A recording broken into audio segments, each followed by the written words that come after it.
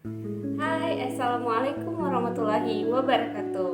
Perkenalkan, nama saya Nur Aziza dari kelas Inovasi dan Media Pembelajaran 01. Nah, di video kali ini kita akan mempelajari materi biologi yaitu virus. Sebelum teman-teman lanjut, untuk menonton video ini jangan lupa like, comment, and subscribe. Terima kasih.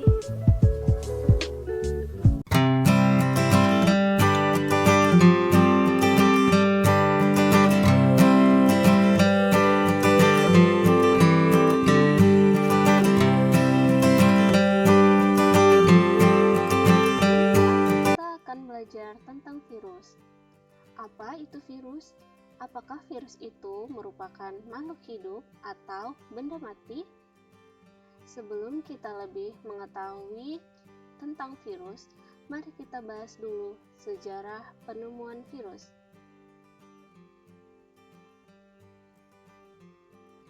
Sejarah virus yang pertama ditemukan oleh Adolf Meyer pada tahun 1003.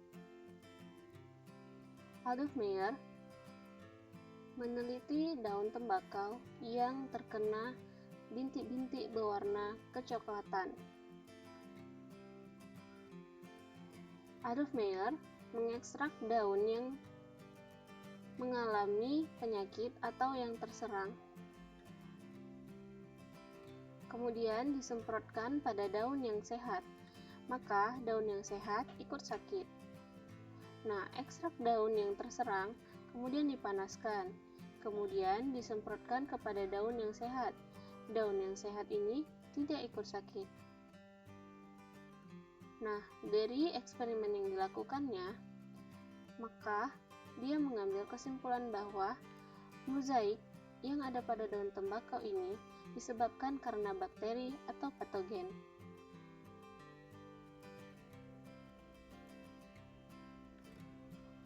Pada tokoh yang kedua, yaitu Dmitri Ivanovsky pada tahun 1892 sampai 1893. Beliau melanjutkan penelitian Adolf Meyer dengan menyaring ekstrak daun tembakau, kemudian disemprotkan pada daun yang sehat. Nah, kemudian daun yang sehat tersebut ikut sakit. Ekstrak daun yang terserang disaring dengan menggunakan saringan porselen. Saringan porselen adalah saringan yang tidak dapat ditembus oleh bakteri. Kemudian, ekstrak tersebut disemprotkan pada daun yang sehat, dan daun sehat itu pun ikut sakit. Eksperimen yang ketiga dilakukan oleh Martinus Beijering pada tahun 1851 sampai 1931. Beijering adalah seorang ilmuwan dari Belanda. Nah, dia melakukan eksperimen dari getah daun tembakau yang terserang, kemudian disaring sama seperti Adolf Meyer dan disemprotkan kepada daun yang sehat. Daun yang sehat kemudian ikut sakit. Nah, dari daun yang sakit itu kemudian diekstrak lalu disaring. Kemudian disemprotkan kepada daun yang sehat, dan daun yang sehat itu menjadi daun yang sakit. Kemudian begitu selanjutnya. Nah, sehingga dari eksperimen yang dilakukan oleh Martinus diperoleh kesimpulan penyakit mozaik disebabkan oleh bakteri yang sangat kecil. Eksperimen yang keempat adalah Wendell Meredith Stanley. Dia adalah saintis Amerika pada tahun 1935. Eksperimennya dilakukan dengan cara mengekstrak daun tembakau yang sakit, kemudian disaring menggunakan saringan keramik. Dari hasil ekstrak tadi yang sudah disaring pakai saringan keramik, beliau berhasil mengkristalkan partikel penginfeksi daun tembakau. Hasil kristalnya ini disebut dengan virus mozaik tembakau atau TMV. Makhluk hidup tidak dapat dikristalkan. Dari sini disimpulkan bahwa penyakit mozaik itu disebabkan karena virus. Video, apakah virus itu disebut makhluk hidup atau benda mati? Sampai sekarang masih banyak yang bingung menentukan kategori virus apakah termasuk makhluk hidup atau sebagai benda mati. Sebagian peneliti menganggap virus sebagai peralihan antara makhluk hidup dan benda mati. Kenapa virus disebut peralihan? Mari kita ketahui dulu karakter virus. Yang pertama, virus bersifat aseluler, yaitu tidak memiliki sel, padahal penyusun dari makhluk hidup, baik prokariot ataupun eukariot, memiliki sel. Nah, itulah sebabnya virus dikategorikan sebagai benda mati. Karakter virus yang kedua yaitu dapat bereplikasi. Nah, virus ini disebut dengan makhluk hidup karena dia dapat bereplikasi atau bereproduksi. Nah, jadi virus dapat melipat gandakan dirinya di dalam tubuh inang atau hospesnya. Nah, di mana dari satu individu menjadi berlipat-lipat ganda. Nah, contohnya virus ini menginfeksi organ paru-paru dan manusia. Yang ketiga, virus bersifat parasit obligat, di mana parasit obligat yaitu tidak dapat bereproduksi di luar sel inang, sehingga virus memaksa inang untuk membantu reproduksi.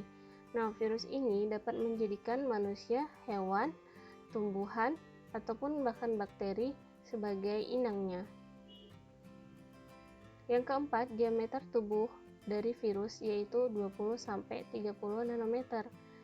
Nah, pasti teman-teman semua sudah tahu bahwa virus ini tidak dapat dilihat oleh mata telanjang.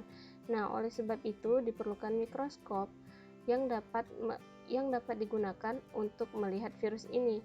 Mikroskop yang digunakan yaitu mikroskop elektron. Yang kelima, virus hanya memiliki satu jenis asam nukleat, DNA atau RNA saja. Bentuk virus sendiri bermacam-macam. Ada yang berbentuk icosahedral, polihedral tidak bersampul, polihedral bersampul, hingga berbentuk helix. Perbedaan bentuk virus ditentukan oleh kapsomer, yaitu subunit protein yang menyusun kapsid.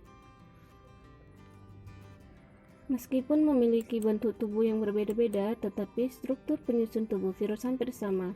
Sebuah partikel virus atau virion terdiri atas materi genetik yang tersusun dari satu jenis asam nukleat, bisa berupa DNA atau RNA. Asam nukleat sendiri dibungkus oleh selubung protein yang disebut sebagai kapsid. Selain dua komponen utama tersebut, beberapa jenis virus memiliki bagian-bagian lain. Kita ambil contoh virus yang menyerang bakteri, yang dikenal sebagai bakteriofag. Struktur tubuh bakteriofag terdiri dari bagian kepala yang berisi asam nukleat beserta kapsid. Kemudian terdapat bagian leher serta bagian ekor yang memiliki serabut sebagai reseptor sekaligus alat untuk melekat diri ke sel inang.